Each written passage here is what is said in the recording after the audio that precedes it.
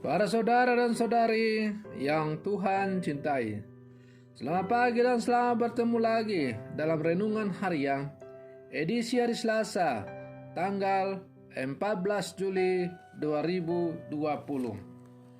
Mengawali hari yang baru ini, kita hendak mendengar dan merenungkan sabda Tuhan. Marilah sebelum kita mendengar dan merenungkan sabda Tuhan, kita berdoa. Dalam nama Bapa dan Putra dan Roh Kudus. Amin. Allah Bapa yang Maha Kuasa, ajarlah kami mengenal tanda-tanda bahwa Engkau menyampaikan sabdamu kepada kami. Semoga hati kami selalu terbuka untuk menerima Roh Kudus yang menjadi nafas kehidupan kami. Bersabdalah ya Tuhan, kami siap untuk mendengarkan. Semoga sabdamu yang hendak kami dengar dan renungkan untuk mengawali hari yang baru ini sungguh menjiwai seluruh kehidupan kami di sepanjang hari ini. Terpujilah Engkau Bapa, Putra dan Roh Kudus, kini dan sepanjang segala masa. Amin. Para saudara dan saudari yang Tuhan cintai, sabda Tuhan yang hendak kita dengar dan kita renungkan bersama diambil dari bacaan Injil hari ini, hari Selasa, tanggal 14 Juli 2020, yaitu Injil Matius pasal 11 ayat 20 sampai 24. Tuhan sertamu. Inilah Injil Tuhan kita Yesus Kristus menurut Santo Matius.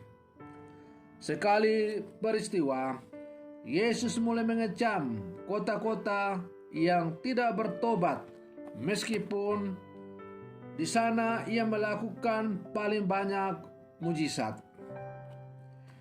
Ia berkata, "Celakalah engkau Korazim, celakalah engkau Betsaida, karena jika di Tirus dan Sidon terjadi mujizat-mujizat yang telah kulakukan di tengah-tengahmu, pasti sudah lama mereka bertobat dan berkabung.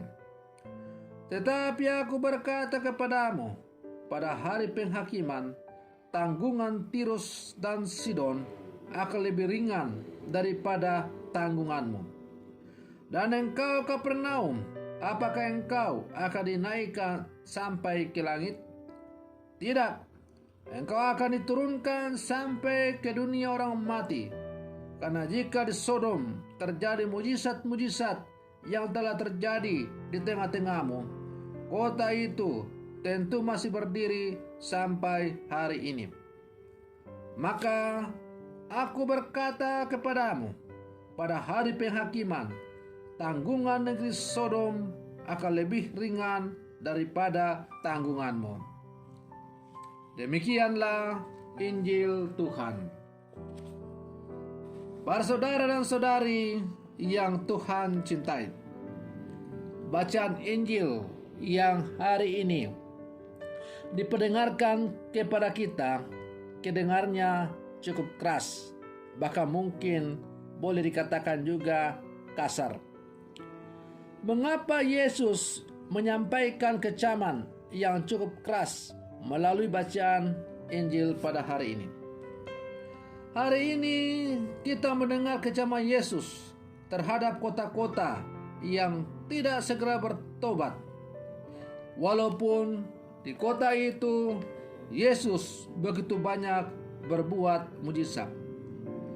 Kedegilan hati mereka ternyata tidak bisa menangkap apa yang diwartakan oleh Yesus. Hati mereka tertutup dan tidak mau terbuka terhadap warta kerajaan Allah yang diwartakan oleh Yesus. Kecaman serupa pun dialamatkan untuk kita yang hidup di zaman sekarang. Sebab kita acap kali menerima banyak nasihat, mendengarkan khotbah-khotbah, ataupun mengalami dan melihat kesaksian iman umat tertentu. Tetapi kita tidak berubah menjadi pribadi yang lebih baik. Khotbah-khotbah atau renungan-renungan, kesaksian-kesaksian hidup yang kita dengar, bahkan mungkin mujizat-mujizat yang dialami oleh orang-orang tertentu hanya sebuah memori yang singgah begitu saja dan tidak mempengaruhi hidup kita. Kita layaknya ember bocor yang tak mampu menampung air. Kita mendengar banyak, kita melihat banyak, kita menerima banyak daripada Tuhan, tetapi tidak pernah mengendap dalam kehidupan kita. Sabda Tuhan berlalu begitu saja dalam kehidupan kita. Istilahnya, masuk sebelah telinga sebelah, keluar di telinga sebelah. Para saudara dan saudari yang Tuhan cintai, kita menggunakan waktu secara berlebihan untuk memperjuangkan perasaan dan emosi.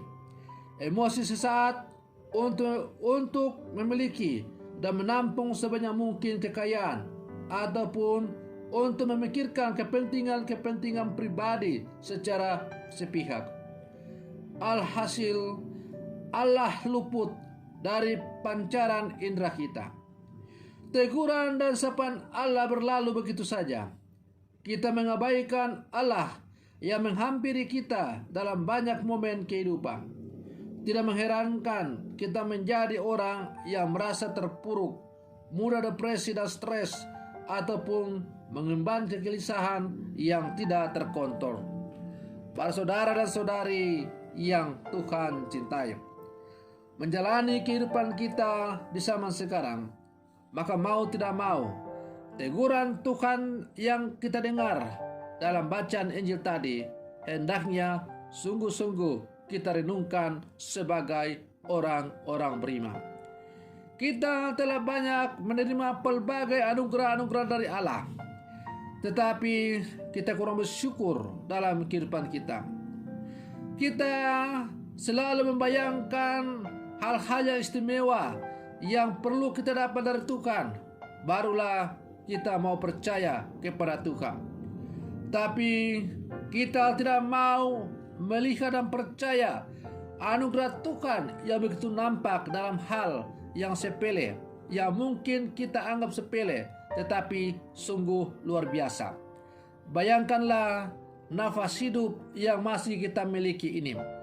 Bayangkanlah kalau Allah tiba-tiba mengambil nafas hidup yang kita miliki. Apakah kita masih bisa hidup? Apakah kita masih bisa tertawa? Apakah kita masih bisa berbicara? Apakah kita masih bergerak? Itulah anugerah Allah yang sungguh luar biasa yang diberikan kepada kita setiap saat, gratis, cuma-cuma.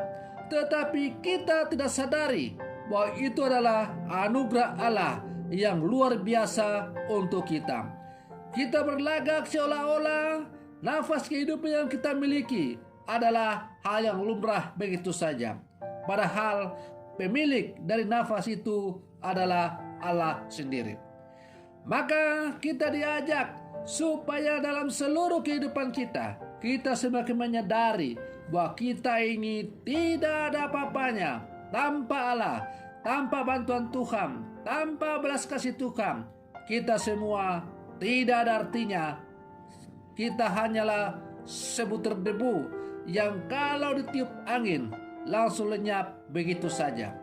Hanya karena belas kasih Tuhan, hanya karena cinta Tuhan yang begitu mendalam kepada kita, maka kita masih boleh menikmati hidup di hari yang baru ini. Para saudara dan saudari yang Tuhan cintai, marilah kita berbenah diri agar kehadiran dan kerja Allah tidak lepas dari pengamatan kita. Kita patut membangun komitmen untuk menjalin kedekatan secara lebih mendalam dengan Allah. Sebab hanya kedekatan dengan Allah lah yang membuat kita mampu melihat kebocoran di dalam diri, dan kita serentak untuk menambalnya, mengubahnya, sehingga kita bisa menampung sabda Tuhan dalam kehidupan kita. Karena sabda Tuhan itu tertampung dan meresap dalam hidup kita, maka akhirnya akan mengubah seluruh kehidupan kita. Para saudara dan saudari yang Tuhan cintai, Semoga perlindungan saya di hari yang baru ini sebagai menghantar kita sebagai murid-murid Yesus yang hidup bersama sekarang untuk selalu mengandalkan Tuhan dalam seluruh kehidupan kita. Jangan sampai kecaman Yesus itu sungguh-sungguh menjadi nyata di atas kehidupan kita dengan menjadi celaka. Tetapi jadikanlah kecaman Yesus itu sebagai bahan introspeksi diri untuk mengubah hidup yang semakin baik menuju kepada Allah. Semoga demikian. Selamat pagi. Tuhan Yesus memberkati.